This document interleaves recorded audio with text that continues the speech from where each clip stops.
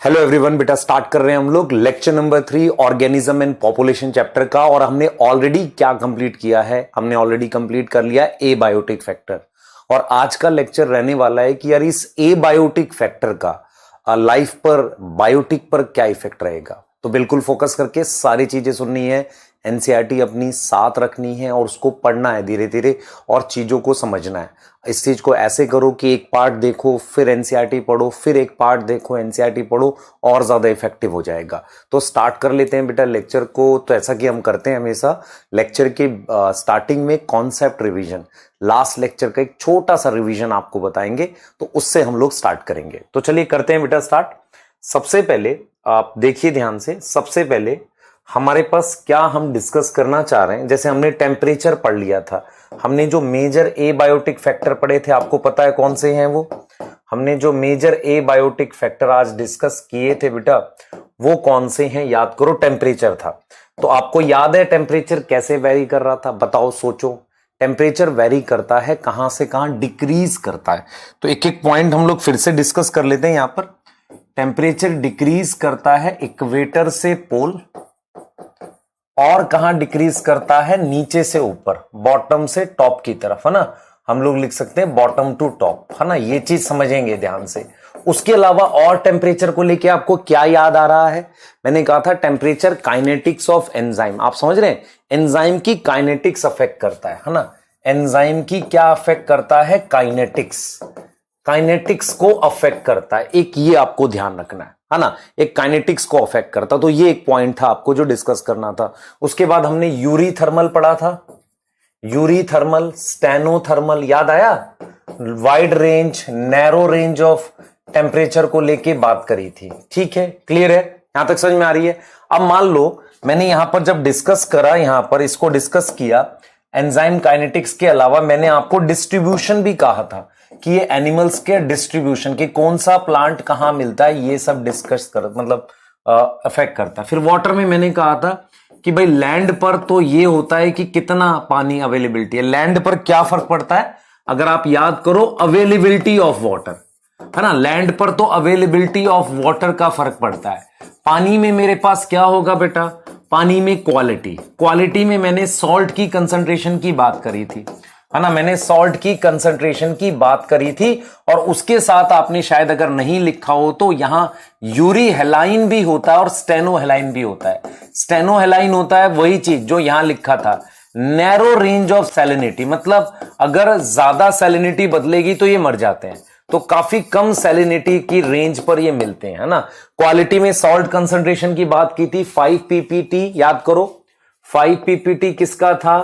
35 के 30 to 35 PPT किसका था? और मोर देन 100 पीपीटी किसका था? ये आपने पढ़ा था ना।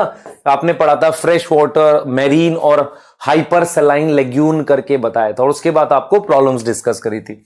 लाइट को लेके मैंने प्लांट के लिए बता दिया था आपको, फिर शेड प्लांट के लिए बता दिया था, फिर एनिमल्स को लेके डिस्कस किया था, याद है आपको? एनिमल्स में फोरेजिंग हैबिट, फोरेजिंग हैबिट का मतलब होता है खाने की हैबिट। आप समझ रहे हैं? फोरेजिंग हैबिट, ये सारी चीजें हमने डिस्कस करी थी। एनिमल्स में खाने की हैबिट, और उसके साथ बेटा हमारे पास खाने की हैबिट के अलावा फोरेजिंग हैबिट जो है हमारे पास, वो उसके अलावा आप समझे ध्यान से। तो एनिमल्स जो है हमारे पास, वहां पर फोरेजिंग हैबिट, है ना, खाने की हैबिट हो गई। और हमारे पास क्या हो गया? आप समझे ध्यान से, क्या हो गया?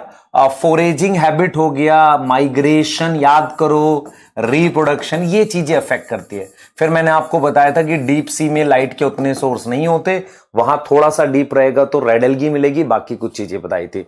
फिर सॉइल में बेटा अगर आपको थोड़ी सी भी दिक्कत आई है तो फिर से देखिए, सॉइल फॉर्मेशन को पैडोजेनेसिस कहते हैं। उसमें सॉइल को लेके डिस्कस किया था, ट्रांसपोर्टेड है कि नहीं है। वहां हमने कुछ प्रॉपर्टी पढ़ी थी, परकोलेशन, याद करेंगे, परकोलेशन, वाटर होल्डिंग कैपेसिटी, है ना। और हमने कहा था कि सॉइल की जो फीचर है वो डिपेंड करता है पेरेंट रॉक पे। पेरेंट रॉक ट्रांसपोर्टेड है कि नहीं, ये चीजें सब डिस्कस करी थी। और सॉइल से डिसाइड होता है फ्लोरा, प्लांट, और प्लांट से डिसाइड होता है कैसे एनिमल्स मिलेंगे। और बॉटम ऑफ द ओशियन या वाटर बॉडी की सॉइल फर्क पड़ता है कि वहां पर किस तरह के एनिमल्स मिलेंगे।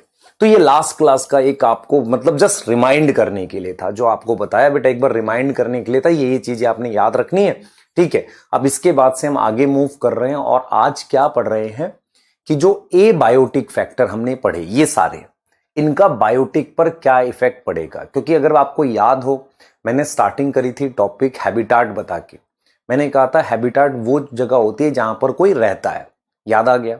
तो जब हैबिटाट हमारे पास है, उस हैबिटाट में क्या है आप सोचो, उसमें एबायोटिक कंपोनेंट है जो हमने पढ़ लिया। अब उस एबायोटिक का बायोटिक पे क्या इफेक्ट पड़ने वाला ये हम देखने वाले। पर सबसे पहला पॉइंट आपको ये समझना है कि जो एबायोटिक कंपोनेंट है ये कांस्टेंट नहीं होते हैं, they show some drastic changes, इनमें बदलाव होते रहते हैं। जैसे टेम्परेचर बदलता रहता है, पानी कम बारिश हुई ज्यादा बारिश हुई ये होता रहता है, सही है। लाइट में भी देख लो कई बार शेड आ जाती है इस तरीके से। तो देयर इज ड्रास्टिक चेंजेस, मतलब हमारे पास ड्रास्टिक बदलाव होते रहते हैं किस पे, इन एबायोटिक फैक्टर पे। तो इसका इंपैक्ट क्या पड़ने वाला है ये हम पढ़ेंगे। तो टॉपिक हमारे पास है effect of abiotic factor on biotic component. तो सबसे पहले समझो बेटा, सबसे पहले समझो, अगर मैं किसी हैबिटाट की बात करता हूं तो उस पे मेरे पास एबायोटिक कंपोनेंट और बायोटिक कंपोनेंट है। तो जो एबायोटिक कंपोनेंट है दिस इज नॉट कांस्टेंट, ये कांस्टेंट नहीं है बेटा, it is keep on changing. ये क्या है, बदलता रहता है, आप समझो, it is keep on changing, बदलता रहता है ना, चेंज होता रहता है, ये बदलता रहता है। तो इसका इफेक्ट होगा, है ना, कि हाउ इट अफेक्ट ऑन या how it affect biotic component. तो बायोटिक को कैसे अफेक्ट करेगा ये मुझे समझना है, ये मुझे समझना है, आप समझो इस बात को, बायोटिक को कैसे अफेक्ट करेगा ये मुझे समझना है, ये मुझे समझना है। क्लियर हो गई बात। तो ये चीज हो गई बेटा, ये चीज हो गई, ये चीज हो गई, क्लियर है। तो एबायोटिक का हमारे पास बायोटिक पर इंपैक्ट होता है, एबायोटिक का हमारे पास बायोटिक पर इंपैक्ट होता है। और बायोटिक पर क्या इंपैक्ट होता है आप समझे ध्यान से, समझे ध्यान से, बायोटिक पर क्या इंपैक्ट होता है, ठीक है। मतलब बेसिकली क्या होता है मैं आपको बता देता हूं कि जो एबायोटिक होती हैं उनका इंपैक्ट बायोटिक पर क्या पड़ेगा इसे आज हम पढ़ेंगे। पर आपकी एनसीईआरटी ने सबसे पहले ये पूछा, देखो ये कह रहा है कि भाई एबायोटिक बदल रहा है उसका बायोटिक पे इफेक्ट होता है। एनसीईआरटी ने कहा यार ये इफेक्ट होगा ही क्यों, पहले मुझे ये बताओ। एनसीईआरटी कह रही है कि वाई एबायोटिक शो इफेक्ट, ऐसा इफेक्ट शो ही क्यों करेगा, मतलब इफेक्ट क्या होगा वो हम पढ़ेंगे। पर उससे पहले एनसीईआरटी आपसे ये जानना चाह रही है कि जो why abiotic factor biotic affect at all, है ना, या हम लिख सकते हैं कि why change in abiotic component, biotic component show effect. ये बड़ा अजीब क्वेश्चन हो गया, show effect on biotic, effect on biotic. तो बायोटिक पर इफेक्ट शो ही क्यों करेगा ये हम जानना चाह रहे हैं आपसे, ये चीज हम जानना चाह रहे हैं कि वो बायोटिक पर इफेक्ट क्यों करेगा ये हम जानना चाह रहे हैं। तो इस सवाल का जो आंसर है, इस सवाल को हम कैसे डिस्कस करेंगे उसको समझने के लिए आपको एक बेसिक अंडरस्टैंडिंग चाहिए। आपको ये समझना है, आपको ये समझना है कि हमारे पास हर एक ऑर्गेनिज्म में, सुनना ध्यान से, बहुत इंपॉर्टेंट है, हर एक ऑर्गेनिज्म में हमारे सेल्स होते हैं। सभी तरह के सेल्स के अंदर कुछ केमिकल रिएक्शन चलते रहते हैं जिन्हें हम क्या बोलते हैं, बायोकेमिकल रिएक्शंस कहते हैं। पूरी बात बहुत ध्यान से सुनना, मैं आपको ये कह रहा हूं बेटा, जैसे कोई भी ऑर्गेनिज्म है, ध्यान दो, मान लो ह्यूमन की ही बात कर रहा हूं।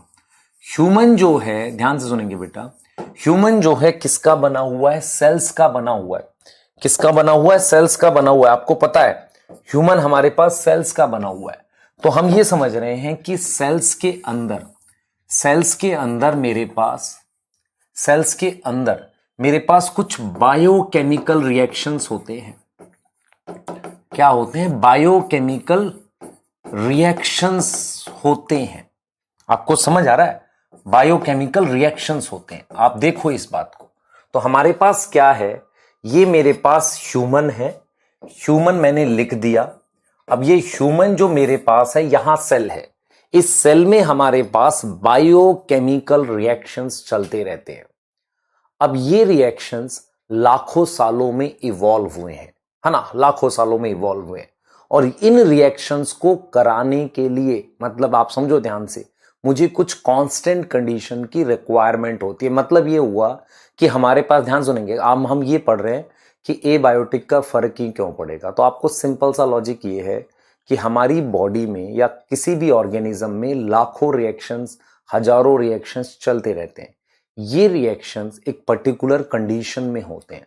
ये कंडीशन मतलब क्या होती है, हमारी मतलब ऑर्गेनिज्म का जो एवोल्यूशन हुआ है उसने लाखों सालों में या बहुत लंबे समय में एक कांस्टेंट कंडीशन इवॉल्व करी है ताकि ये रिएक्शन अपनी मैक्सिमम स्पीड से हो सके। तो आप इस चीज को समझो, बायोकेमिकल रिएक्शन होते हैं। तो इसका मतलब ये हुआ कि organism evolve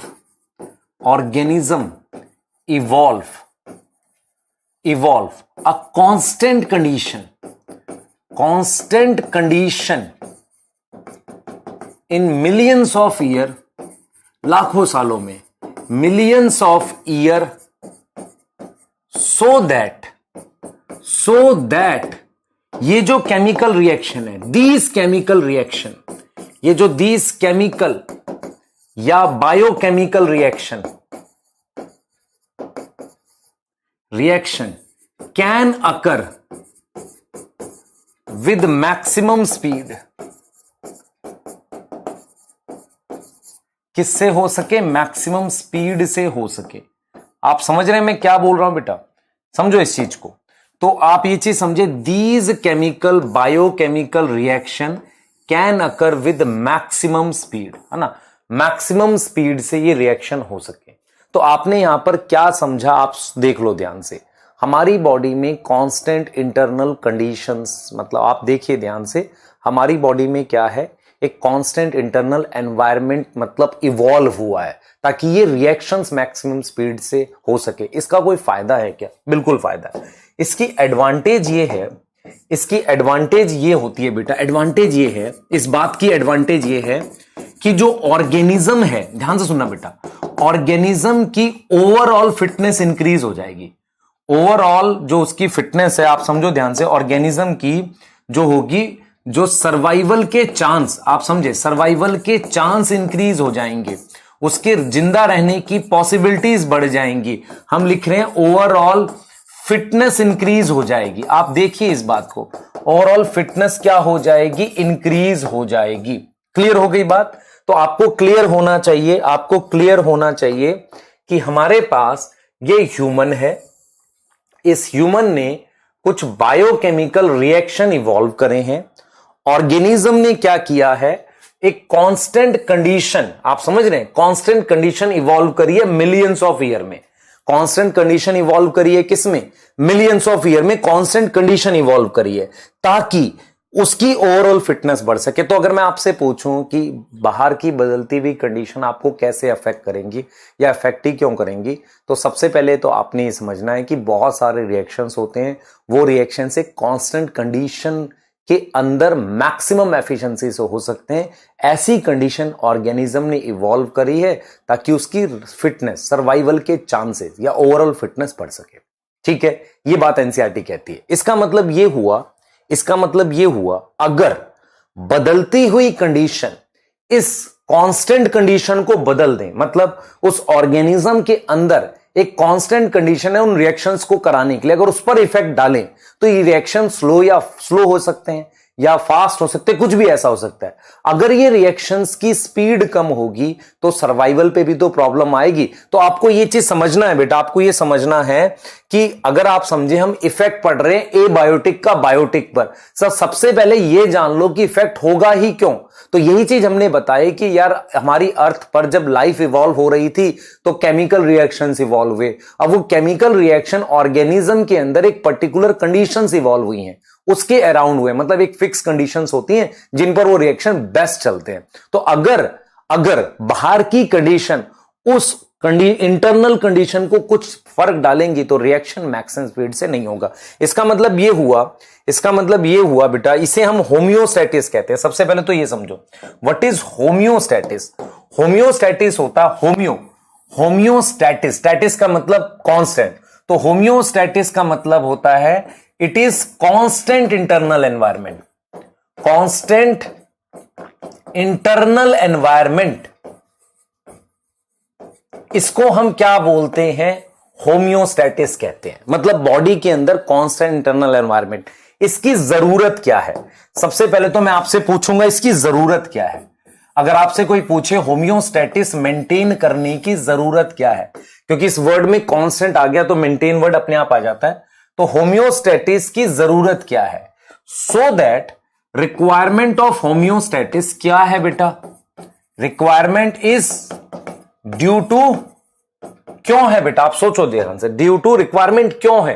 requirement is due to, requirement है सो दैट, ध्यान से सुने, so that biochemical reactions and body के फिजियोलॉजिकल फंक्शन, बॉडी के physiological function can occur, function can occur with maximum speed, maximum speed या एफिशिएंसी, ताकि organism की survival के चांसेस बढ़े। ठीक है, अब इसका मीनिंग क्या? मतलब अगर हमने यहां पर हमने लिखा कांस्टेंट इंटरनल एनवायरनमेंट, मान लो मैं एक बॉक्स बना देता हूं, ये कोई ऑर्गेनिज्म है, यहां पर मैं बात कर रहा हूं क्या? कांस्टेंट इंटरनल कंडीशन की, कांस्टेंट इंटरनल कंडीशन की बात कर रहा हूं। तो मैं अब आपसे सवाल पूछ रहा हूं, मुझे बताओ इस कांस्टेंट इंटरनल कंडीशन का मीनिंग क्या है? मैंने यहां तो लिख दिया कांस्टेंट इंटरनल कंडीशन, उसको हम होम्योस्टैटिस कहते हैं। तो इस कांस्टेंट इंटरनल कंडीशन का मतलब बताओ पहले, क्या चीज कांस्टेंट रखनी है? तो हमने ये समझा, इस बात को समझा कि हमें दो चीजें कांस्टेंट रखनी है। मेरी बात समझो ध्यान से, हम एज अ ह्यूमन, हमारे अंदर या कोई भी ऑर्गेनिज्म है, सारे रिएक्शन कौन कराता है? एंजाइम। एंजाइम को काम करने के लिए पर्टिकुलर टेम्परेचर चाहिए, तो मुझे सबसे पहले टेम्परेचर कांस्टेंट रखना है। दूसरा, ह्यूमन या कोई भी ऑर्गेनिज्म एक ओपन सिस्टम होता है। ओपन सिस्टम का मतलब एनर्जी के साथ साथ हमारे अंदर मैटर भी एक्सचेंज होता है। एनवायरमेंट से हम खाना खा रहे हैं, तो जब हम बाहर से कोई चीज लेते हैं, खाना खा रहे हैं, तो उसके साथ मेरे पास सॉल्ट, वाटर, ये चीजें आ रही हैं। तो इसका मतलब मुझे अपने अंदर कोई सिस्टम चाहिए जो उस सॉल्ट और वाटर को एक्सेस ना होने दे या कम ना होने दे। तो मुझे अपने अंदर सॉल्ट और वाटर का बैलेंस भी रखना है। इसका काम किडनी करती है एक्चुअल में। तो आपको यह चीज समझ में आनी चाहिए कि जब हम बात करते हैं कांस्टेंट इंटरनल एनवायरनमेंट की, इसका मतलब क्या है? तो constant internal environment means, constant internal environment का क्या मतलब है?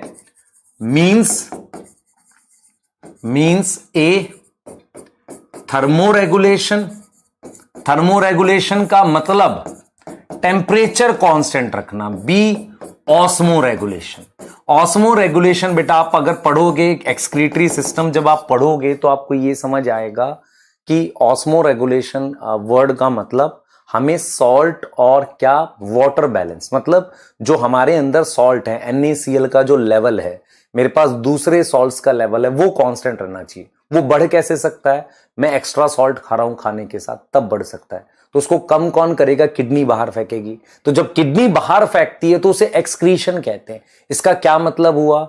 एक्सक्रीशन करके वो हमारा सॉल्ट बैलेंस बना रहा है। आप समझ रहे हो ध्यान से? एक्सक्रीशन में दो चीजें बाहर फेंक सकते हैं, जैसे नाइट्रोजन वाला वेस्ट, ठीक है, वो हो गया, या कोई सॉल्ट का एक लेवल है वो ज्यादा हो गया, उसको बाहर फेंकना है। आपको समझ आ रही है? इसे एक्सक्रीशन कहते हैं। तो किडनी एक्सक्रीशन क्यों करती है? ताकि ऑस्मो रेगुलेशन कर सके। ऑस्मो रेगुलेशन किसके लिए बात कर रहा हूं? सॉल्ट और वाटर बैलेंस के लिए। लेकिन अगर कोई वेस्ट है, जैसे नाइट्रोजिनस वेस्ट है, उसके लिए हम सिर्फ एक्सक्रीशन वर्ड की बात करेंगे। तो यहां पर हम ऑस्मो रेगुलेशन की अगर बात कर रहे हैं तो हम लिख रहे हैं मेंटेन करना, क्या? Maintenance of salt and water balance. Salt और वाटर बैलेंस को मेंटेन करने को हम कहते हैं ऑस्मो रेगुलेशन।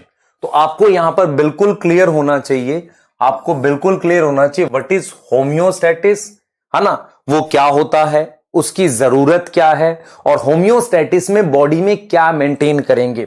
मैंने क्लियरली लिखा, एक लिखा मैंने थर्मो रेगुलेशन। तो थर्मो रेगुलेशन का क्या मतलब है, constant internal temperature. Constant internal temperature किस लिए चाहिए, so that enzyme, conceptual topic है बेटा बहुत ज्यादा, enzyme work maximally, enzyme maximum काम करे, उसे हम कहते हैं थर्मो रेगुलेशन। उसे हम क्या कहते हैं, थर्मो रेगुलेशन कहते हैं। क्लियर समझ में आ गई। और हम फिर बात करेंगे ऑस्मो रेगुलेशन की, फिर हम बात करेंगे ऑस्मो रेगुलेशन की। क्लियर है, बताओ, ध्यान से सुनो बेटा, क्लियर है ये चीज। चलिए आगे चलते हैं। अब मैं आपसे ये जानना चाह रहा हूं, मैंने अभी तक आपको सिर्फ ये पढ़ाया है कि एबायोटिक फैक्टर का बायोटिक पे इंपैक्ट पड़ता है। अभी तक हमने सिर्फ ये पढ़ा है कि इंपैक्ट पड़ेगा ही क्यों, क्या पड़ेगा वो हम देखेंगे। ठीक है, क्लियर है। अभी हमने ये बताया क्योंकि हमारी बॉडी में रिएक्शंस इवॉल्व हुए थे, उन रिएक्शंस की एक कंडीशन थी, उसको बनाए रखना हमारी नीड है। जो बाहर वाले फैक्टर है उन कंडीशन पे फर्क डालते हैं, इसलिए हमें फर्क पड़ता है एबायोटिक का। ये स्टेटमेंट 100% क्लियर होनी चाहिए, नहीं तो लिख लो इस बात को।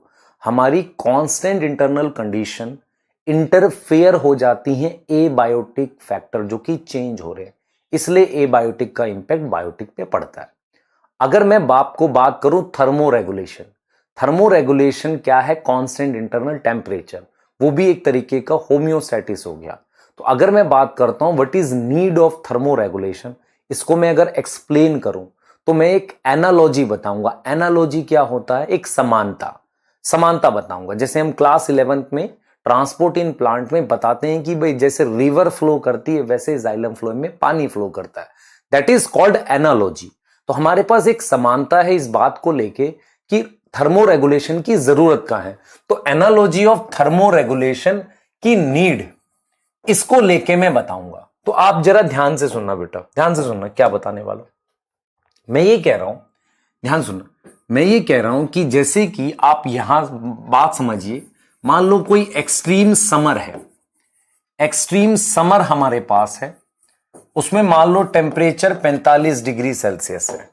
तो आप क्या करते हैं समझना, आप अपने घर से, ध्यान से सुनेंगे, आप घर से आपको जाना है ऑफिस, ठीक है ना, आपको जाना है ऑफिस। अभी तो आप नहीं जा रहे हैं, भगवान करे जाएं, आप कुछ बड़े आदमी बने लाइफ में, आप ऑफिस जा रहे हैं, ठीक है।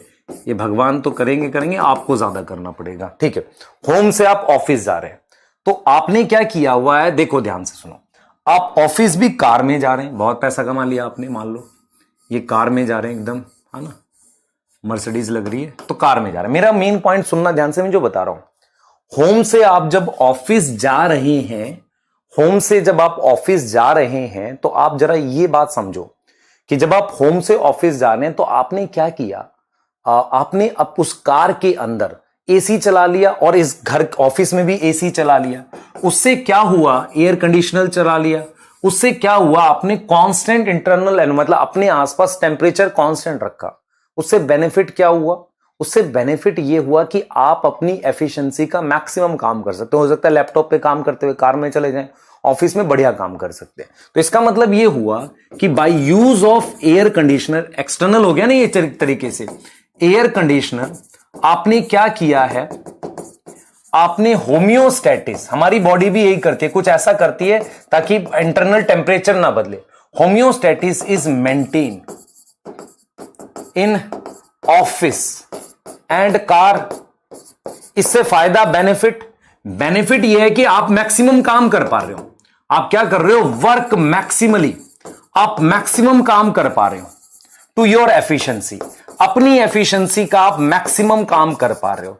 अच्छा, इसकी कॉस्ट क्या पड़ रही है आपको, कॉस्ट पड़ रही है बेटा इलेक्ट्रिसिटी बिल, तो कुछ खर्चा तो लगेगा, है ना, इलेक्ट्रिसिटी बिल जो ऑफिस में आ रहा है या फ्यूल जल रहा है। तो मेरा पॉइंट ये है कि thermo regulation, constant internal temperature हम भी करते हैं, हम कैसे करते हैं? स्वेटिंग और शिवरिंग करके। आप समझ रहे हैं, कॉस्ट लगती है उसमें एनर्जी की, लेकिन फायदा क्या है? हमारी बॉडी के सारे रिएक्शन मैक्सिमम स्पीड, जिसके लिए वर्ड यूज करते हैं ऑप्टिमम स्पीड से हो सकते हैं। तो ये चीज हमने समझ ली।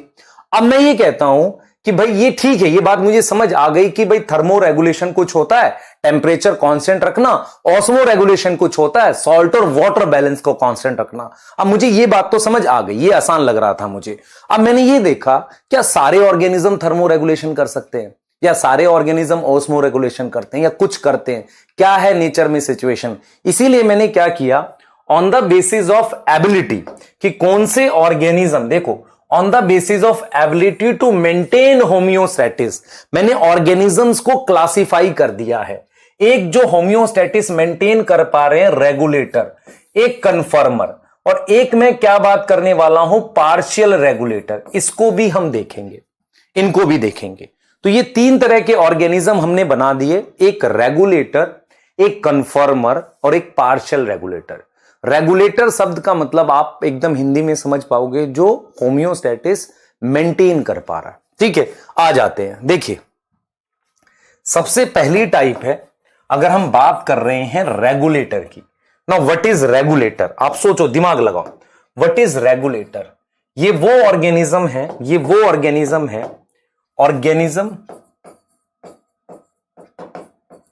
विच is able to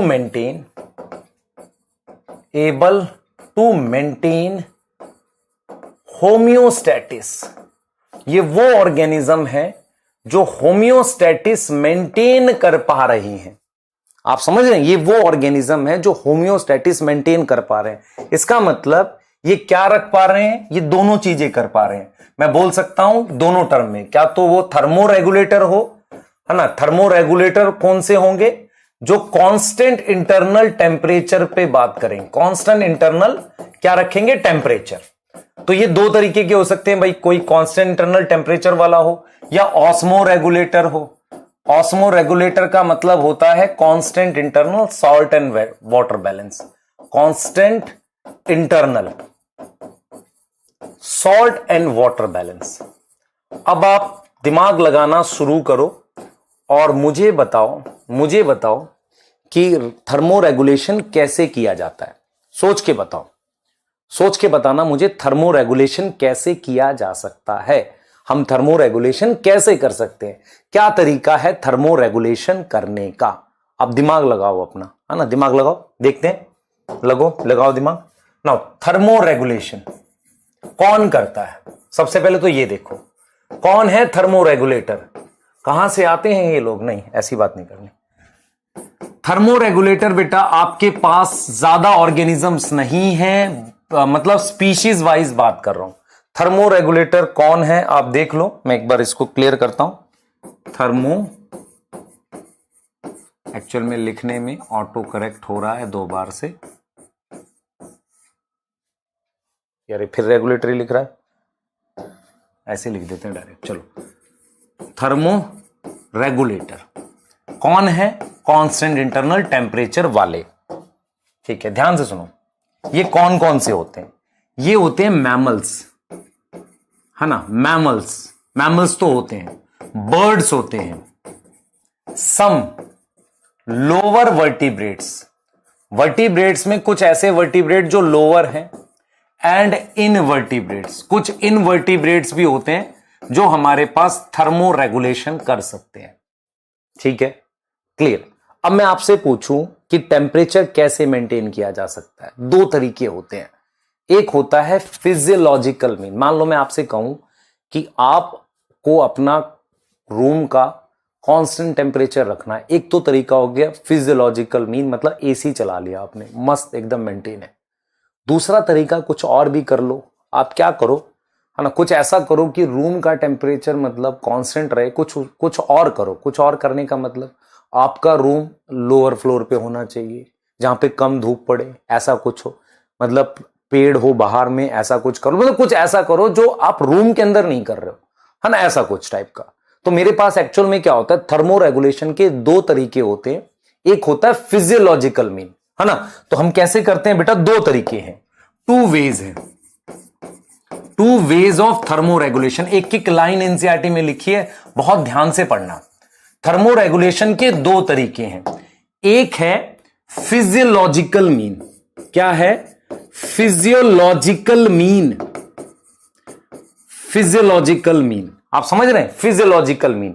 physiological mean का मीनिंग ये होता है बेटा, फिजियोलॉजिकल मीन का मीनिंग होता है फिजियोलॉजी। फिजियोलॉजी मतलब जैसे हम समझो कि शिवरिंग, स्वेटिंग। तो देखो इसमें क्या होगा, इसमें क्या होगा बेटा, इसमें क्या होगा, मान लो एक होता है तरीका sweating. Sweating is like when external temperature 37 degree से ज्यादा होगा। नॉर्मली हम क्लोथ्स पहने रहते हैं तो 32 पर भी हमें गर्मी लगती है क्योंकि बॉडी हीट ट्रैप हो जाती है। पर नॉर्मली अगर हमें स्वेटिंग कब होनी चाहिए? जब 37 से ज्यादा टेम्परेचर हो। When external temperature is above 37 degree Celsius, आप समझ रहे हैं? External temperature is above 37 degree Celsius, तो बॉडी क्या करती है? स्वेट करती है, जिससे कूलिंग इफेक्ट होता है। जिससे क्या होगा? Cooling effect. एनसीईआरटी ने बोला है जैसे डेजर्ट कूलर होता है ना, कूलिंग इफेक्ट, कूलर होता है ना जैसे, उससे, उसके जैसा। दूसरा क्या होता है? एक होती है शिवरिंग। हम लोग क्या कर सकते हैं? शिवरिंग, कांपते हैं। शिवरिंग, एक्चुअल में शिवरिंग क्या होती है? ऐसी एक्सरसाइज होती है या एक मूवमेंट होती है, movement of body.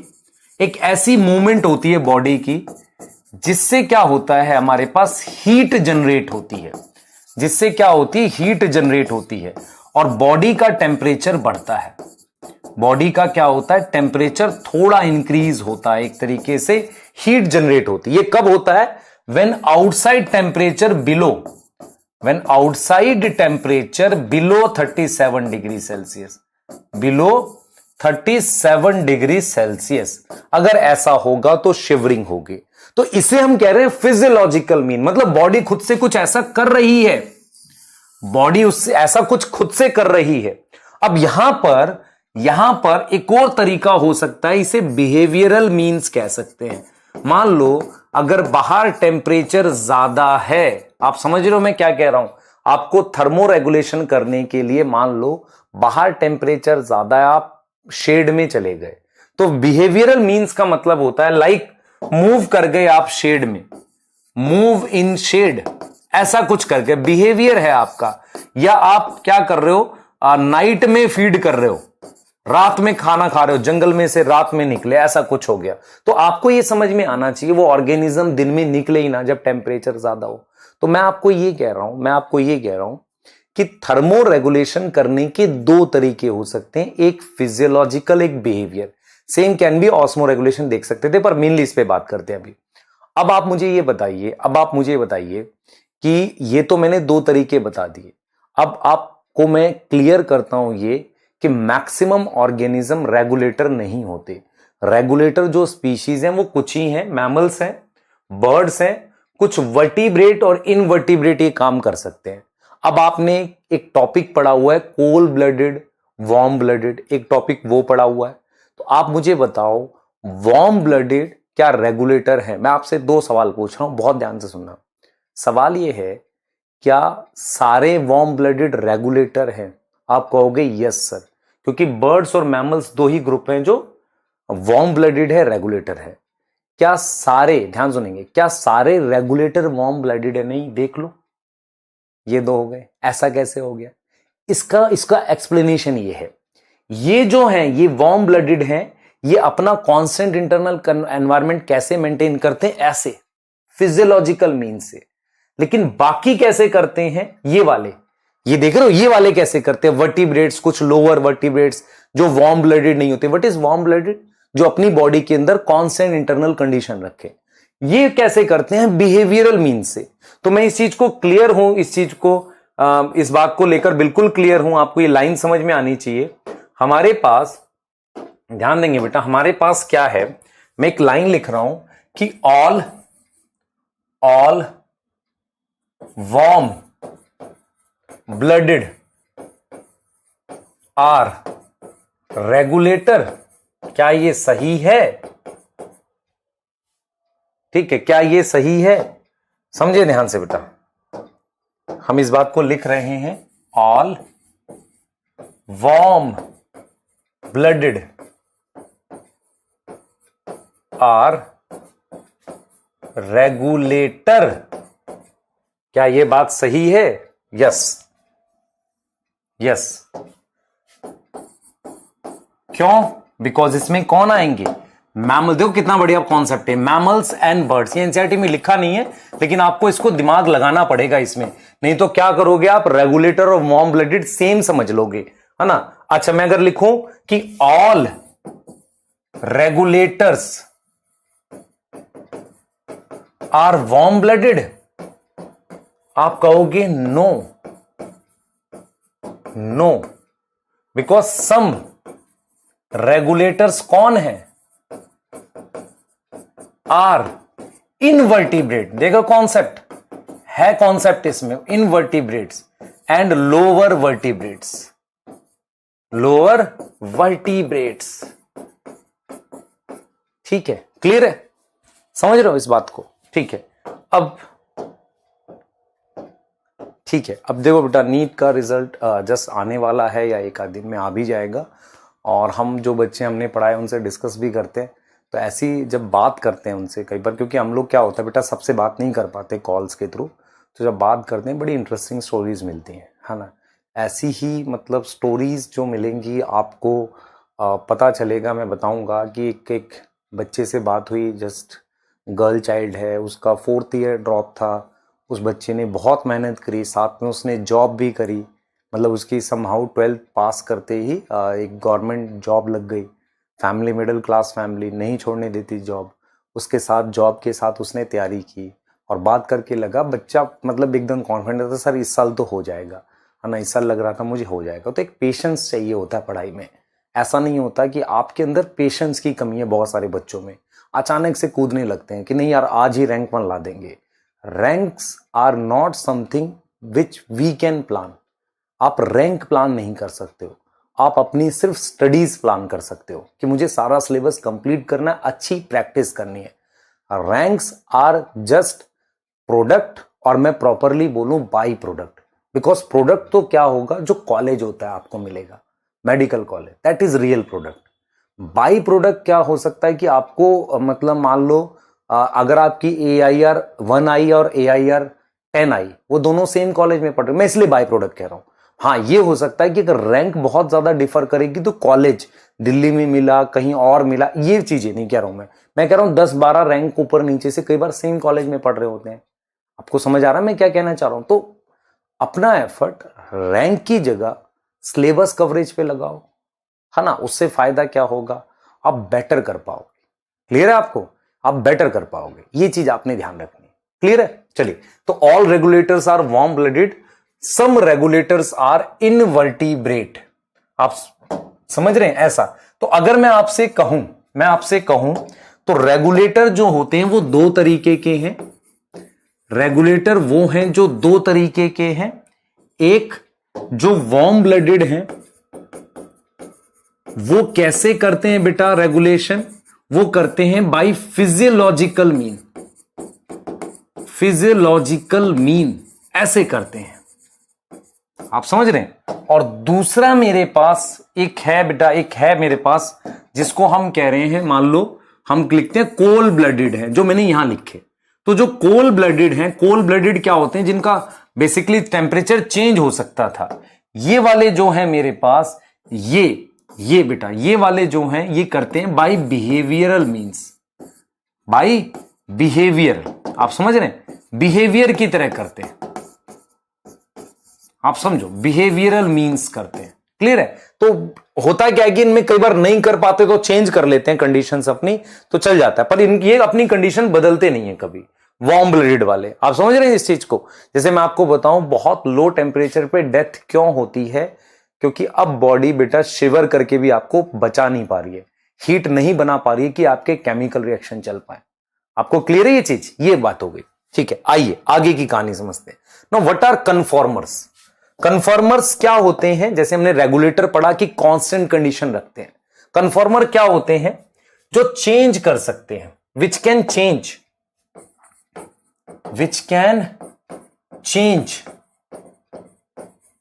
Internal conditions, जो इंटरनल कंडीशंस को बदल सकते हैं उनको हमने क्या बोला, कन्फर्मर्स बोल दिया। मतलब ये अपनी इंटरनल कंडीशंस को बदल लेते हैं, है ना, ये रेगुलेशन नहीं कर पाते। आपको ये समझ में आना चाहिए कि 99% एनिमल स्पीशीज, क्योंकि सारे मैक्सिमम तो वो कोल ब्लडेड है ना, सबसे बड़ी ज्यादा बड़ी फाइलम क्या है, आर्थ्रोपोडा, उसमें तो कन्फर्मर ही होते हैं, plus 99% animal species and all plants not able to regulate, और यहां पर हम बात कर रहे हैं थर्मल रेगुलेशन की, थर्मो रेगुलेट नहीं कर पाते, वो कन्फर्मर होते हैं, कन्फर्मर होते हैं। What is meaning of कन्फर्मर exactly, what is meaning of कन्फर्मर? मान लो ये ऑर्गेनिज्म है, इसके अंदर का टेम्परेचर 30 डिग्री सेल्सियस है, बाहर अभी 30 है। अगर, ध्यान से सुनो बेटा, अगर बाहर का टेम्परेचर बदला, बाहर का कितना हो गया, ये ऑर्गेनिज्म है बेटा, ऑर्गेनिज्म है, और ये एक्सटर्नल टेम्परेचर है, आप देख लो, कंफ्यूज नहीं होना, ये कन्फर्मर होते हैं। अगर बाहर का टेम्परेचर 35 डिग्री सेल्सियस हुआ तो ये भी थोड़ी देर में खुद का टेम्परेचर हमारे पास क्या कर लेंगे, 37, ये क्या कर लेंगे, मान लो इन्होंने भी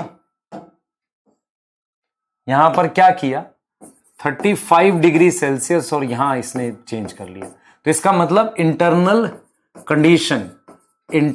कंडीशन क्या हुई है, चेंज हो गई, चेंज विद एम्बियंट। एम्बियंट क्या होता है, आसपास, एम्बियंट वर्ड का मतलब होता है आसपास, एम्बियंट कंडीशन, आप देख पा रहे हो, मतलब आसपास की कंडीशन के हिसाब से, विद एम्बियंट कंडीशन, इसने बदल दिया अपना इंटरनल टेम्परेचर।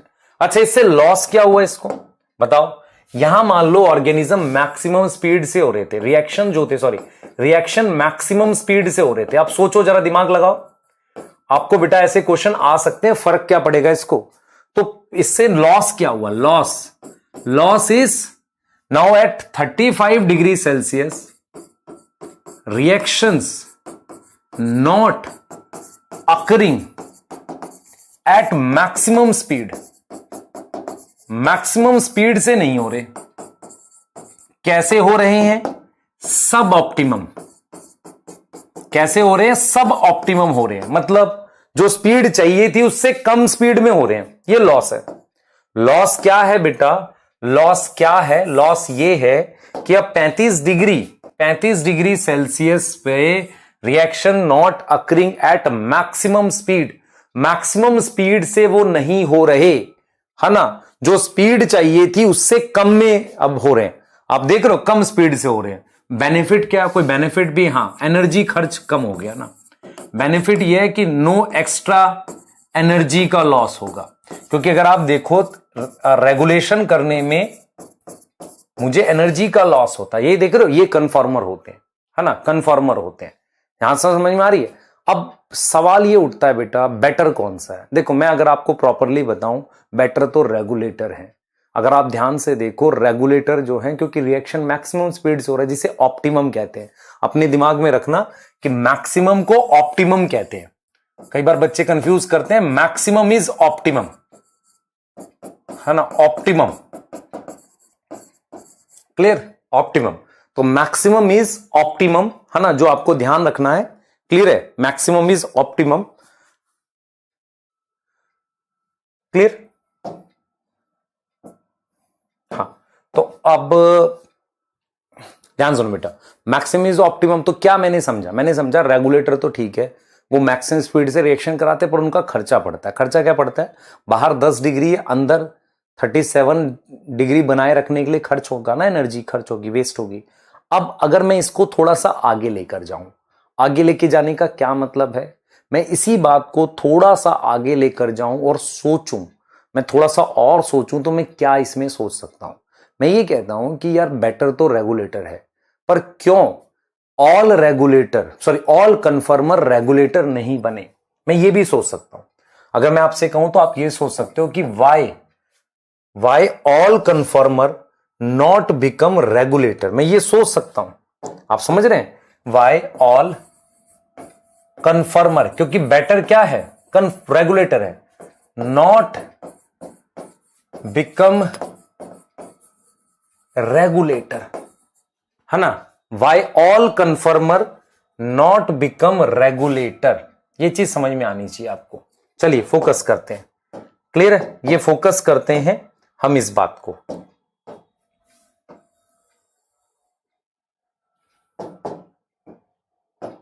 ठीक है, why all कन्फर्मर not become regulator.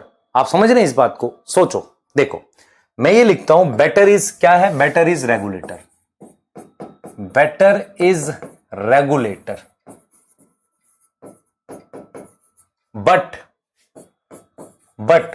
Being a regulator energy cost है कि नहीं, बताओ, खर्चा है कि नहीं, एनर्जी कॉस्ट रिक्वायर, क्योंकि thermo regulation energy expensive process है। देख लो ध्यान से, बेटर इज रेगुलेटर, पर थर्मो रेगुलेशन क्या है,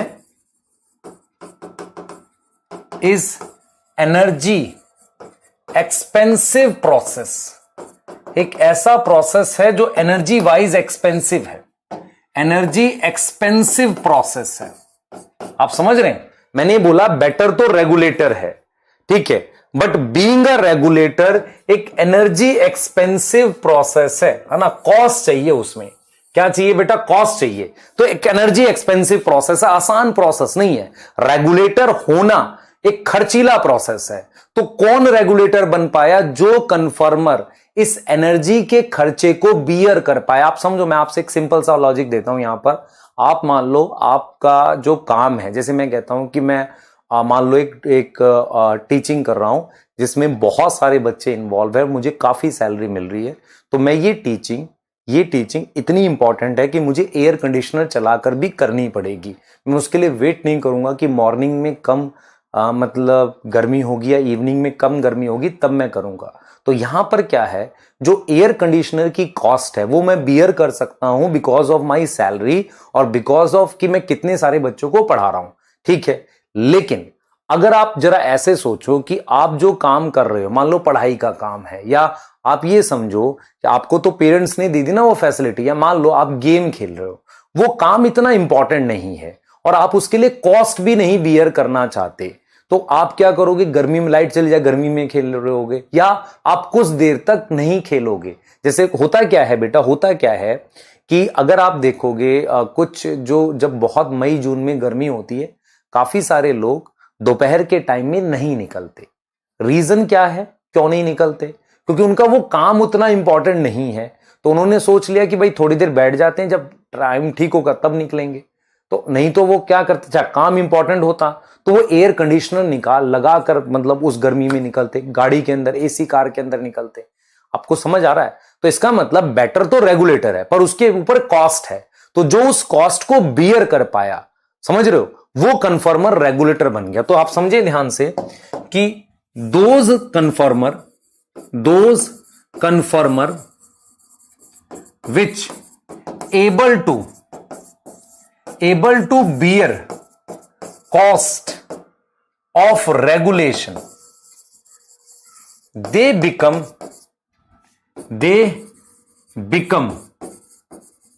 रेगुलेटर। वो क्या बन गए, रेगुलेटर बन गए। वो क्या बन गए बेटा, रेगुलेटर बन गए, है ना। रेस्ट क्या रहे, जो खर्चा अफोर्ड नहीं कर पाए, रेस्ट रिमेन कन्फर्मर। जो वो अफोर्ड नहीं कर पाए क्योंकि उनका हो सकता है वो रिएक्शंस उनके लिए उतने इंपॉर्टेंट नहीं थे, वो कन्फर्म, ये नेचर नहीं करा, नेचुरल सिलेक्शन से हुआ, पर आपको क्लियर होना चाहिए ऐसा क्यों हुआ, ठीक है। हम चाहें तो इसका एक ग्राफ भी प्लॉट कर सकते हैं, आपका एक ग्राफ प्लॉट कर सकते हैं, ठीक है। उस ग्राफ में हम क्या बनाएंगे, देखो इस तरीके से बना रहे हैं, आप देखिए ध्यान से, ऐसा एक ग्राफ बना रहे हैं जहां पर, ध्यान से सुनेंगे, जहां पर हम यहां पर क्या लिख रहे हैं, हम लिख रहे हैं एक्सटर्नल लेवल।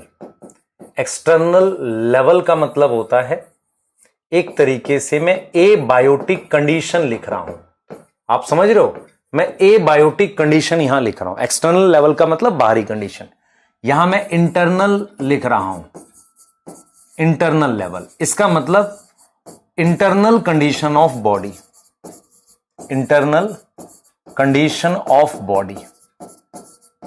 अब जरा ये देखिए, ध्यान से देखना बेटा, ये मैंने ऐसे कर दिया, ध्यान से देखना। अगर इस ग्राफ में मैं दिखाऊं कि बाहर की कंडीशन बदल रही है पर बॉडी की कंडीशन नहीं बदल रही है, इस ऑर्गेनिज्म को मैं रेगुलेटर बोलूंगा। बताओ, खुद से सोचो। तो रेगुलेटर क्या हो गया, क्या चेंज हो रही है, आप देखो, with change in external condition, no change in internal condition. Internal condition में कोई बदलाव नहीं होगा। क्लियर है आपको? एक्सटर्नल कंडीशन बदल रही है पर इंटरनल कंडीशन में किसी तरीके का कोई बदलाव नहीं होगा। कन्फर्मर क्या होंगे, ऐसे बना लो, वो बदलते रहेंगे। दिस इज कन्फर्मर, है ना। कन्फर्मर क्या कर रहे हैं, चेंज इंटरनल लेवल, अंदरूनी कंडीशन बदल रहे हैं। चेंज क्या कर रहे हैं, internal level, change internal level with changing external level. Clear है? बाहरी कंडीशन के, ध्यान से समझ रहे हैं, बाहर वाली कंडीशन जो बदल रही है उसके साथ वो खुद को बदल रहे हैं। अब ये देखो, ये देखो, ये देखो बेटा, नाउ दिस इज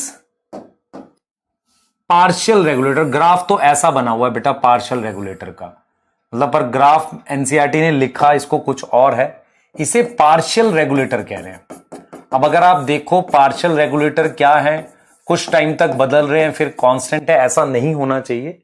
ये ग्राफ में कुछ गड़बड़ है, ऑल्दो हम ऐसा ही बनाते आ रहे हैं हमेशा। सुन लो ध्यान से, पार्शियल रेगुलेटर का मतलब एनसीईआरटी ने लिखा क्या है वो मैं लिख देता हूं। पार्शियल रेगुलेटर होता है जो कुछ टाइम तक कांस्टेंट रहता है। Keep internal condition constant for some time,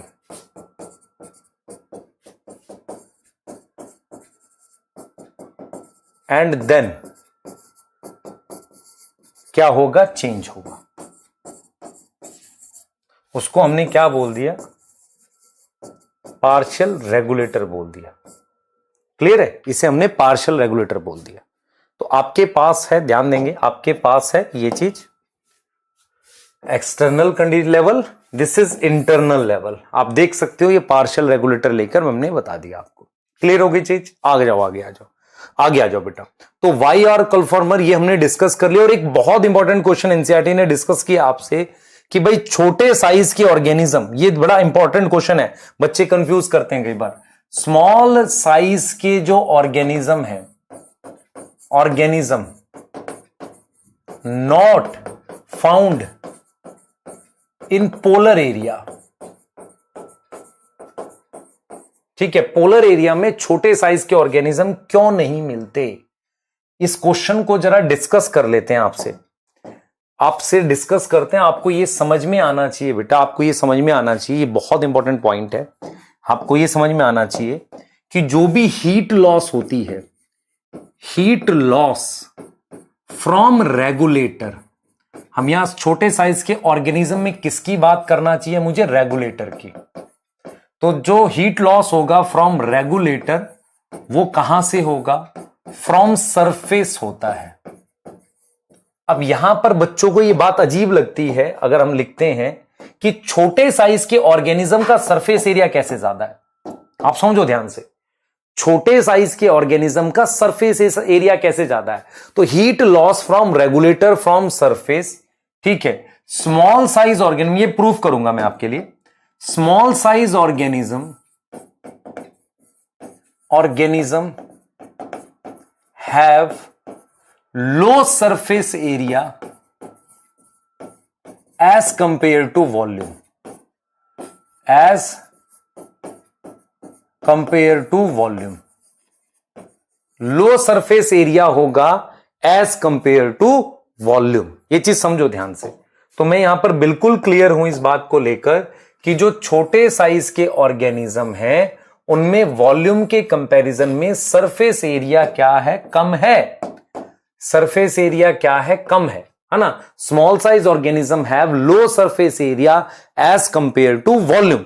volume के कंपैरिजन में सरफेस एरिया कम है। तो आप जरा बनाओ इस चीज को, सोचो। अब अगर कम है तो सॉरी हाई होगा बेटा। मैं क्या लिख रहा हूं, कई बार मैं सोचते सोचते कुछ और लिख देता हूं। होता क्या है कि हम कई बार बेटा कुछ बात सोच रहे होते हैं, है ना। ये एक डिफरेंस है लाइव और रिकॉर्डेड में। कई बार हम सोच कुछ और होते हैं, बोल कुछ और कहते हैं। हाई सरफेस एरिया तो प्रूफ करते हैं। देखो प्रूफ करते हैं कैसे। मुझे एक चीज बताओ, आपके पास एक क्यूब है, इसको ऑर्गेनिज्म मान लो, इसकी साइड मान लो 2 सेंटीमीटर है, तो इसका एरिया कितना आएगा, सरफेस एरिया की बात कर रहा हूं, 6a² होता है ना। और वॉल्यूम कितना आएगा वो निकाल लो। वॉल्यूम कितना आएगा a³। ठीक है, दोनों निकालो। तो 6 कितना आ गया, 24 आ गया। वॉल्यूम a³ के हिसाब से कितना आ गया, 8। तो surface area upon volume ratio कितना आया इसका, आप देख लो खुद से। Surface area as compare to volume कितना आ गया, आप कहोगे सर 3। तो ये छोटे साइज का ऑर्गेनिज्म हो गया। ये क्या हो गया, मैंने कहा स्मॉल साइज का सरफेस एरिया वॉल्यूम ज्यादा होता है। ठीक है, ये हमारे पास क्या है, लार्ज साइज ऑर्गेनिज्म है। यहां पर बना लेते हैं, देख लो ध्यान से। ये मैंने एक क्यूब यहां बना दिया ऐसे। तो यहां पर साइड कितनी लिख दी मैंने, साइड लिख दी 4 सेंटीमीटर। सरफेस एरिया कितना बना दिया,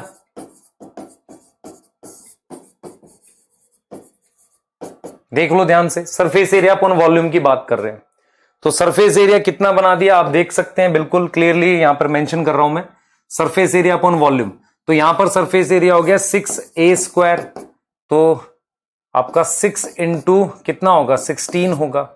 और वॉल्यूम कितना हो गया आप देख लो, 64 आ जाएगा भाई। 4 इंटू 4 इंटू 4 ना, 4 ये आ गया। तो यहां पर मैंने मान लो 64 से डिवाइड कर दिया। क्या ये सेम आ रहा है, कौन ज्यादा आ रहा है, ये ज्यादा आ रहा है, आप देख लो। ठीक है, अगर आप ध्यान से देखोगे तो मैं इसको काट देता हूं, 4 आ गया। 6/4 आ रहा है, आप कर लो 3/2 आ रहा है, कुछ ऐसे कर लेना सॉल्व इसको। मुझे इतना नहीं मैथ वगैरह आता, आप खुद करोगे। तो अगर आप देखो सरफेस एरिया टू वॉल्यूम इसका ज्यादा है, मतलब इसका सरफेस एरिया ज्यादा है इसके वॉल्यूम के कंपैरिजन में।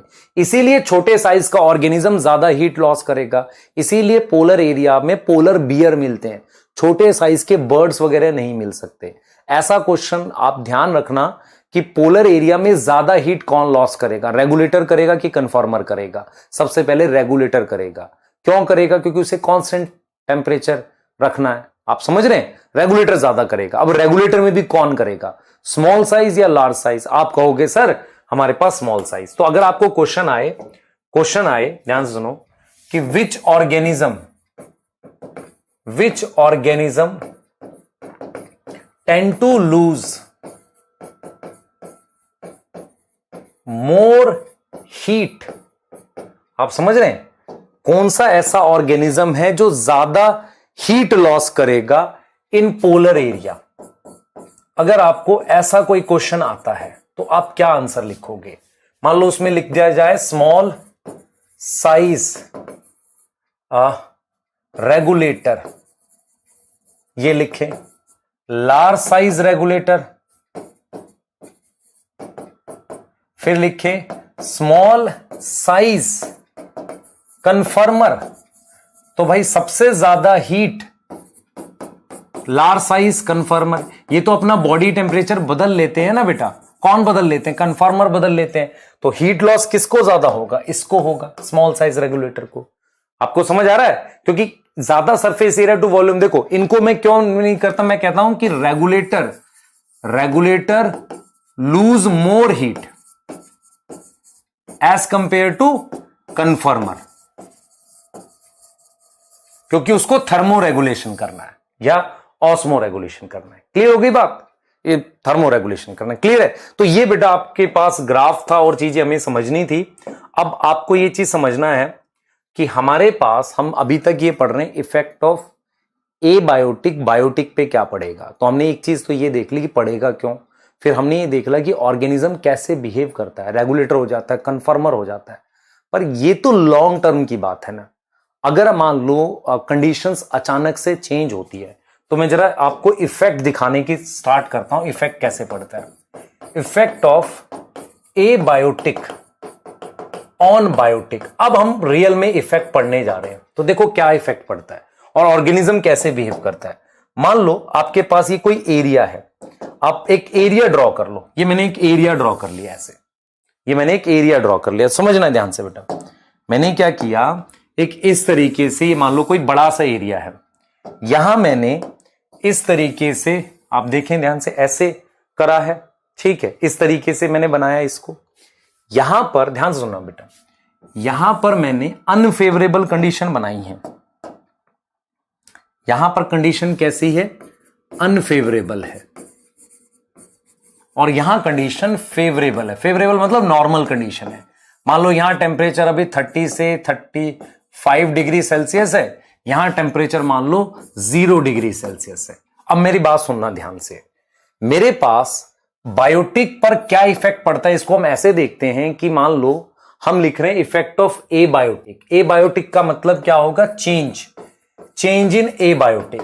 तो मैंने क्या चेंज किया, सोचो, मैंने टेम्परेचर बदल दिया, मैंने यहां 0 डिग्री कर दिया, वहां ये चीज था, तो ये अनफेवरेबल कंडीशन। अब आपको मेरी बात समझनी है। मैं ये कह रहा हूं, मान लो अनफेवरेबल कंडीशन अगर शॉर्ट ड्यूरेशन के लिए हो, अगर एबायोटिक फैक्टर में बदलाव कम टाइम के लिए हो, तो अगर अनफेवरेबल में चेंज, अनफेवरेबल कंडीशन जो है वो अगर कैसे हो, शॉर्ट ड्यूरेशन के लिए, कम टाइम के लिए हो, आप समझ रहे हो, अगर वो क्या हो, कम टाइम के लिए हो अनफेवरेबल कंडीशन, आप देखो इस बात को, तो क्या होगा, तो दो ऑप्शन होते हैं।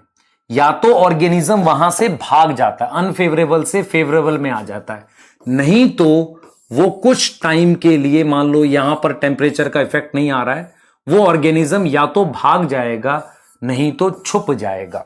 तो शॉर्ट ड्यूरेशन के लिए होगा तो ऑर्गेनिज्म कैसे बिहेव करेगा, एक होता है माइग्रेशन, माइग्रेशन का मतलब होता है कहीं चले जाना, दूसरा होता है सस्पेंशन, सस्पेंशन का मतलब होता है कि अपनी एक्टिविटी को रोक देना। समझ रहे हो इस बात को। दूसरा क्या लिख सकता हूं कि अनफेवरेबल कंडीशन लॉन्गर ड्यूरेशन के लिए हो जाए। अनफेवरेबल कंडीशन कैसे हो जाए, लॉन्गर ड्यूरेशन के लिए। तो लॉन्गर ड्यूरेशन में क्या ऑप्शन है आपके पास, सोचो क्या ऑप्शन है आपके पास। ऑप्शन है, ध्यान सुनेंगे, आपके पास ऑप्शन है ए। सबसे पहला ऑप्शन क्या है, एडप्टेशन, या तो ऑर्गेनिज्म एडप्ट करे या क्या करे, एक्सटिंक्शन। आप समझो हम क्या पढ़ रहे हैं बेटा, ए बायोटिक फैक्टर का अफेक्ट बायोटिक पे पढ़ रहे हैं। ए बायोटिक का अफेक्ट तब पड़ता है जब वो कंडीशन बदलती है, उसे मैंने अनफेवरेबल कह दिया। अगर मान लो तापमान कुछ समय के लिए बदले और एक लिमिटेड एरिया में बदले, तो ये ऑर्गेनिज्म भाग सकते हैं या छुप सकते हैं। भागने को कहते हैं माइग्रेशन।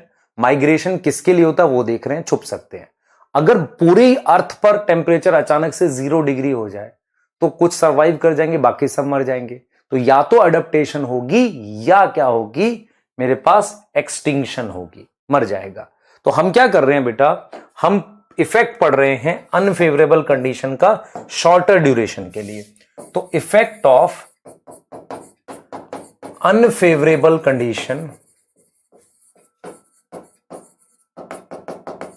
फॉर शॉर्टर ड्यूरेशन, किसके लिए, शॉर्टर ड्यूरेशन के लिए। समझ में आ रहा है, हम इफेक्ट पढ़ रहे हैं अनफेवरेबल कंडीशन का, किसके लिए, शॉर्टर ड्यूरेशन के लिए, कम टाइम के लिए हम क्या पढ़ रहे हैं, इफेक्ट पढ़ रहे हैं। ठीक है, effect of unfavourable condition for shorter duration, ये हम पढ़ रहे हैं, ये हम पढ़ रहे हैं। क्लियर है, ये चीज हम पढ़ रहे हैं। तो जरा देख लेते हैं कैसे करेंगे, ध्यान देना बेटा। देखो इसमें एक ऑप्शन होता है माइग्रेशन। माइग्रेशन का मतलब होता है भाग जाना। अगर मैं आपसे कहूं माइग्रेशन का रियल मीनिंग है, ये क्यों भागते हैं, तो क्योंकि कंडीशन अनफेवरेबल है, वहां सरवाइव नहीं कर सकते, तो ये भाग जाएंगे। और भाग के कहां जाएंगे, जहां कंडीशन फेवरेबल होगी। तो अगर आपसे कहा जाए व्हाट इज माइग्रेशन, तो आप कहोगे it is movement of organism from unfavourable condition to hostile. मतलब बेसिकली हॉस्टाइल नहीं, हम लिखेंगे फेवरेबल कंडीशन। किस चीज के लिए माइग्रेशन होता है? कुछ ऑर्गेनिज्म तो खाने के लिए माइग्रेट करते हैं, कुछ फिश मैंने कल भी बताया था साइक्लोस्टोम रिप्रोडक्शन के लिए माइग्रेट करती हैं। नॉर्मली माइग्रेशन होता है शेल्टर के लिए, तो शेल्टर में खाना भी मिलेगा और रिप्रोडक्शन के लिए। तो मैं लिख रहा हूं it is movement of organism from unfavourable condition, unfavourable को कहते हैं hostile, to favourable condition for shelter. Shelter में खाना मिलता है, क्या किसके लिए? शेल्टर। शेल्टर मतलब रहने की जगह, एंड रिप्रोडक्शन, है ना, खाने के लिए, रिप्रोडक्शन के लिए, इस चीज के लिए होगा। ठीक है। और एक चीज और होती है, ये वापसी भी आ जाते हैं। व्हेन नॉर्मल कंडीशन रिज्यूम, अगर नॉर्मल कंडीशन वापसी आती है, रिज्यूम होती है, अगर नॉर्मल कंडीशन वापसी आती है तो they can come back, they can come back, ये वापसी आ सकते हैं, दे कैन कम बैक। आपको समझ आ रहा है? इसे हमने माइग्रेशन कहा है, माइग्रेशन।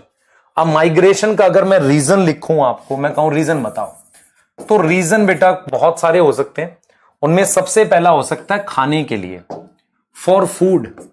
और फॉर फूड का आपने बेटा एग्जांपल रिसेंट टाइम में कभी याद करो, आपने देखे थे टिड्डे, ग्रास हॉपर, पूरा पूरा एरिया मूव करते हैं खाने के लिए, एक जगह से दूसरी जगह उड़ते हैं काफी देर तक। तो वो मतलब पूरा एरिया, मान लो इवन आप समझो वेस्टर्न इंडिया से, मतलब पंजाब की साइड से यूपी की तरफ बहुत सारे टिड्डे आए थे, तो वो खाने के लिए उड़ रहे होते हैं।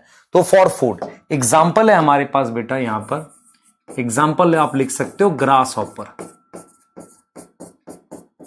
ठीक है।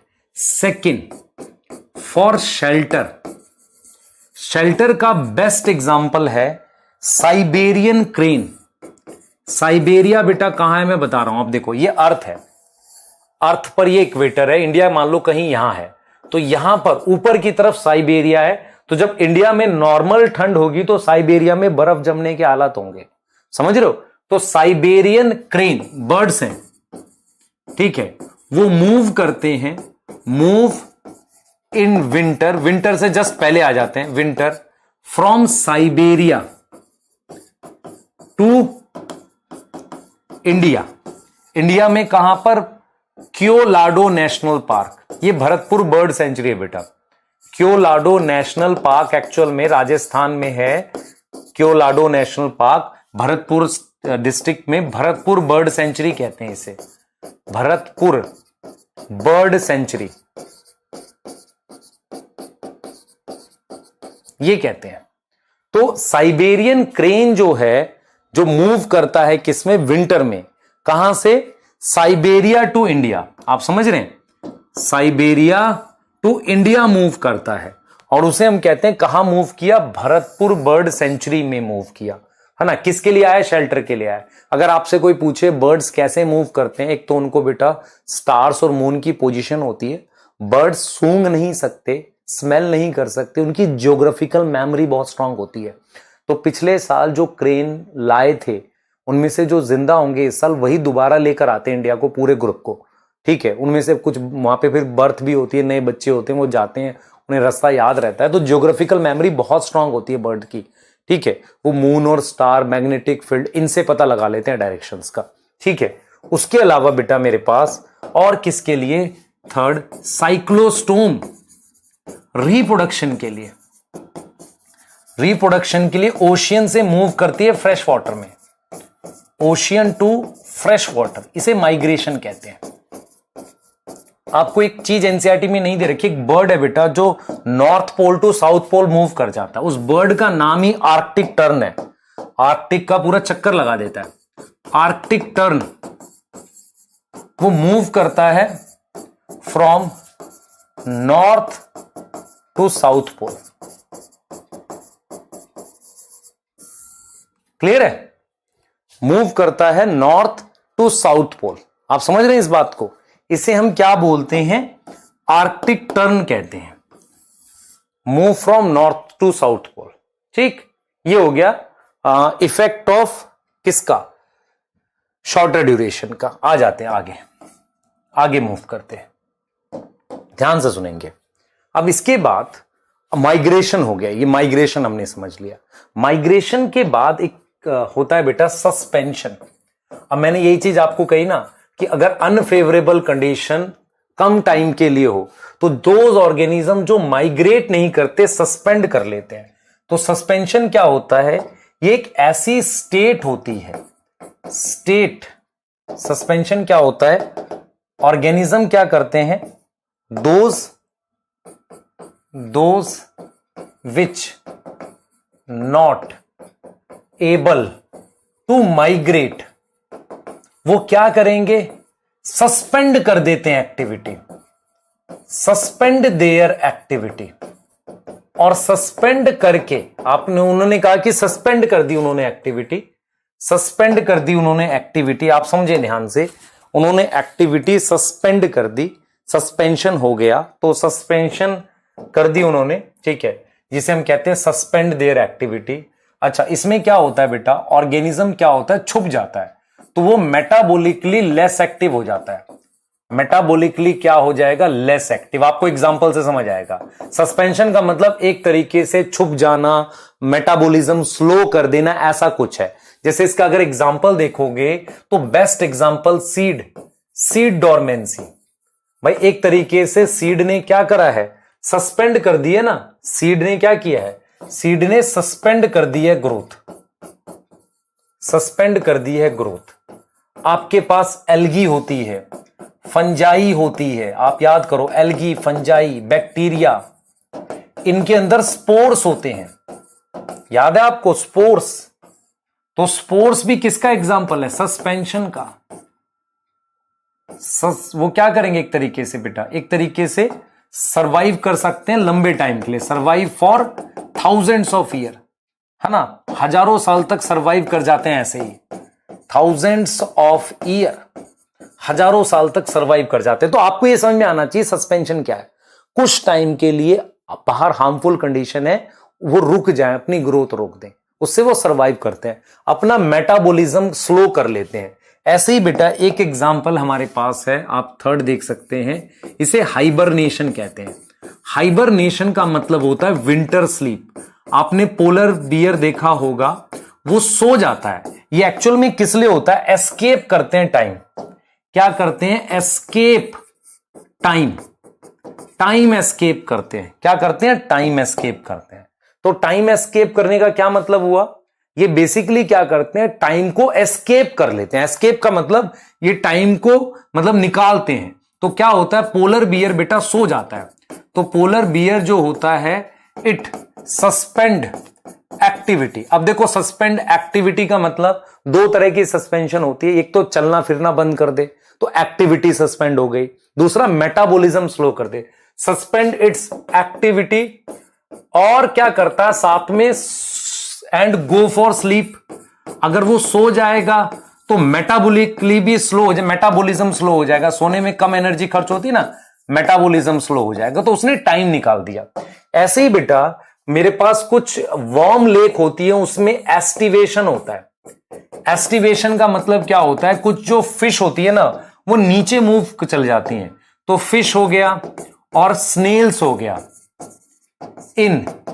ये होता है विंटर, समर में। समर में क्या करती हैं? Snail in water body, so suspension. भाई जरा समझो मैं क्या कहना चाह रहा हूं। मैं ये कह रहा हूं कि समर में ऊपर वाली लेयर गर्म है, वो थोड़ा नीचे मूव कर जाती है, उसे सस्पेंशन कह रहे हैं। तो उस तरह की सस्पेंशन को कहते हैं, समर वाली को एस्टिवेशन, विंटर वाली को कहते हैं हाइबरनेशन। और आपने स्पोर्ट्स क्लास 11th में पढ़ा है कि हार्श कंडीशन से मतलब एक तरीके से हार्श कंडीशन के लिए होते हैं। अब एस्टिवेशन के बाद हम क्या लिखेंगे बेटा? यहां पर एक लिख रहे हैं डायापॉज। डायापॉज क्या होता है समझना ध्यान से। डायापॉज होता है बेटा प्लैंक्टॉन्स में, जू प्लैंक्टॉन्स में। जो प्लैंकटॉन्स क्या होते हैं पहले सुन लो ध्यान से। प्लैंकटॉन क्या होते हैं? माइक्रोस्कोपिक होते हैं, आंख से नहीं दिखते। प्लैंकटॉन दो तरीके के होते हैं, एक जो फोटोसिंथेसिस कर सकते हैं, मतलब सिंगल सेल के ऑर्गेनिज्म जो फोटोसिंथेसिस कर सकते हैं उन्हें फाइटोप्लैंक्टन कहते हैं। फाइटोप्लैंक्टन मतलब प्लांट। एक ऐसे जो सिंगल सेल के होते हैं पर फोटोसिंथेसिस नहीं कर सकते, दूसरे पे डिपेंड करते हैं, उन्हें जू प्लैंक्टन कहते हैं। तो होता क्या है कि हार्श कंडीशन में, मतलब अभी मान लो खाना नहीं है, फोटोसिंथेसिस नहीं हो रही है, तो वो क्या करते हैं, एक सस्पेंडेड फेज में चले जाते हैं। तो जू प्लैंक्टन्स एंटर करते हैं, enter into suspended development. Plankton समझ में आ गया? इनमें फ्लैजिला नहीं होता बेटा, तो ये वैसे रैंडम मूव करते हैं। क्लियर हो गई बात? तो ये हो गया। तो ये हमने क्या पढ़ लिया बेटा? सस्पेंशंस आपको बता दिए। अब हमें जो डिस्कस करना रहेगा, एक टॉपिक है एडाप्टेशन, और उसके बाद हम मूव कर जाएंगे ऑर्गेनिज्म लेवल इकोलॉजी खत्म हो जाएगी, फिर हम मूव कर जाएंगे पॉपुलेशन लेवल इकोलॉजी पे। तो ये आपको क्लियर होना चाहिए, जो आपको बताया मैंने बिल्कुल एग्जैक्टली दिमाग में सेट करो। एनसीईआरटी पढ़ो साथ के साथ। मैं आपको नेक्स्ट लेक्चर में एनसीईआरटी की रीडिंग टिल एडेप्टेशन तक और पॉपुलेशन तक प्रॉपर दूंगा, ताकि आपको वो भी क्लियर हो जाए। पर आप खुद भी पढ़ते रहो, हम एक एक लाइन आपको वो भी समझाएंगे। ठीक है बेटा? ठीक है, थैंक यू सो मच। यहां तक पढ़िए प्रॉपरली, है ना। नेक्स्ट लेक्चर में मिलते हैं, तब तक के लिए प्लीज पढ़ाई करिए। थैंक यू बेटा।